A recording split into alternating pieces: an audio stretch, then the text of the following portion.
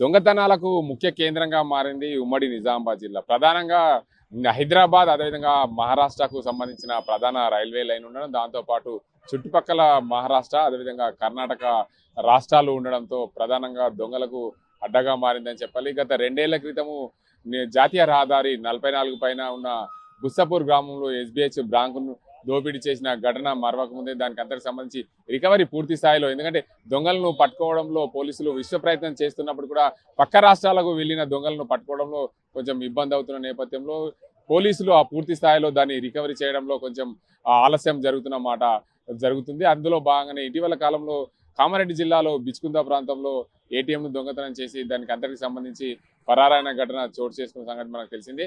ఏదేమైనప్పటికీ దొంగలు తరచూ దొంగతనాలకు పాల్పడుతూ మనుషుల మెడలు కోస్తూ దొంగతనాలకు పాల్పడుతున్నారు. ఇటీవల కాలంలో బాన్స్వాడ పట్టణ కేంద్రంలో ఓ మహిళ మెడ కోసి 3 తులాల బంగారుని ఎత్తుకెళ్లిన ఘటన మనకు తెలిసిందే.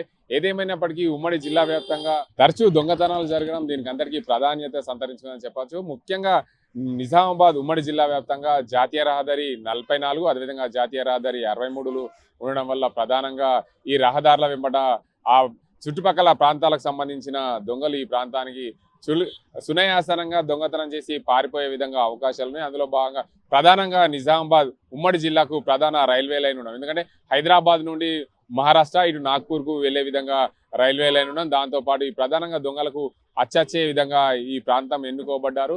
ఖచ్చితంగా అర్ధరాత్రి వేళ ఈ ప్రాంతానికి వచ్చి సునాయాసంగా వాహనంలో ఏటీఎంను ఎత్తుకపోయిన ఘటన కామారెడ్డి జిల్లా బిచ్కుందలో చోటు చేసుకుంది. అందులో ఏటీఎంలో 3,90,000 పైగా నగదు ఉన్నట్లు సమాచారం. దానికి అందరికి సంబంధించి పూర్తి స్థాయిలో పోలీసు అయితే ఎంక్వైరీలో పడ్డారు.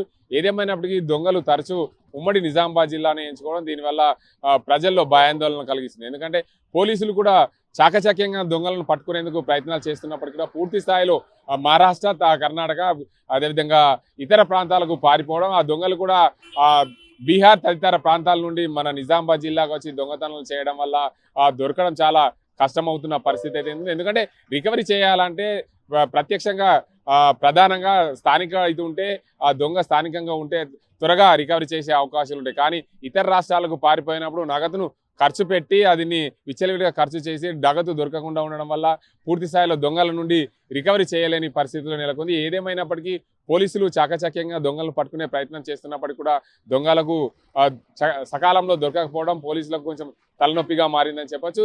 ఏదేమైనప్పటికీ ఉమ్మడి జిల్లా వ్యాప్తంగా తరచూ దొంగతనాలు ఇటీవల కాలంలో బాన్స్వాడలో తరచూ దొంగతనాలు జరుగుతుంది. అదేవిధంగా నిజామాబాద్ పట్టణంలో కూడా తరచూ దొంగతనాలకు అడ్డగా మారింది.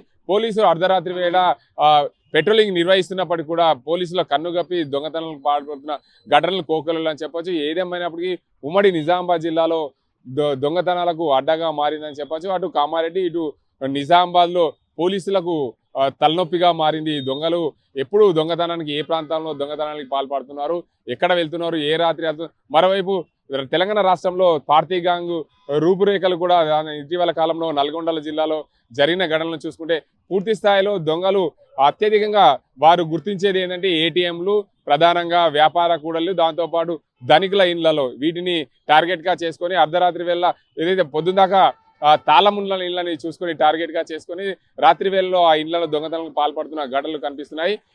ఈ దొంగతనాలకు సంబంధించి ప్రత్యేకంగా వ్యాపార సముదాయాలు అయితే ఖచ్చితంగా వారి సముదాయం ముందట సీసీ కెమెరాలు ఏర్పాటు చేసుకోవాలి. ఇదేమైనప్పటికీ తరచూ దొంగలను పట్టుకునే పనిలో ఉన్నారు ఉమ్మడి నిజామాబాద్ జిల్లా పోలీసులు అయితే తలనొప్పిగా మారిందని చెప్పొచ్చు. దొంగలను ఎక్కడ పట్టుకోవాలి, ఎలా పట్టుకోవాలనే కోణంలో కూడా పూర్తి స్థాయిలో తర్జన భర్జగా ఉన్నారు. ఇటీవల కాలంలో జరిగిన దొంగతనాలను దృష్టిలో పెట్టుకొని పోలీసులు అదే మహారాష్ట్ర, కర్ణాటకతో పాటు బీదర్, అదేవిధంగా రాజస్థాన్ ప్రాంతాల నుండి దొంగలు తెలంగాణకు వచ్చి దొంగతనాలకు పాల్పడుతున్న నేపథ్యంలో వారిని పట్టుకునే పనిలో అయితే పోలీసులు ఉన్నారు.